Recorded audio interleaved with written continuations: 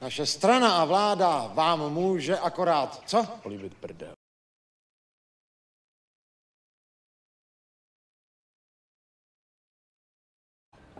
Je to úžasné.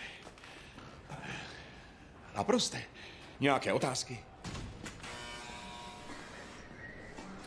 Jo, vrátíš mi tu botu?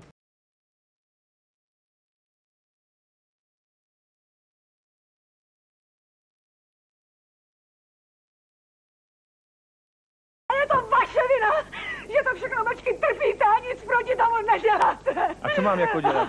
Dát je zavřít. On jim už povinný soud spočítá ten jejich chlast a chuligánství. Nejdřív mi začali říkat harma a vy jste jim to klidně toleroval.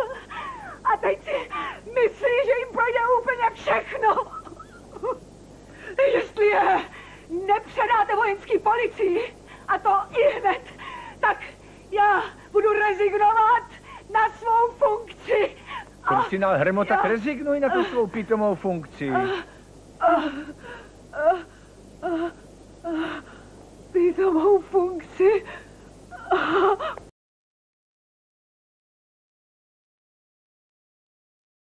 Do zady a navalte tribut. My máme platit tobě? Nejsem snad kapitán lodi? Tomuhle říkáš loď?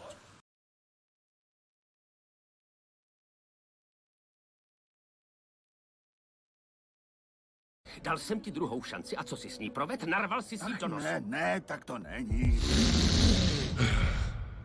Nebo jenom trošičku.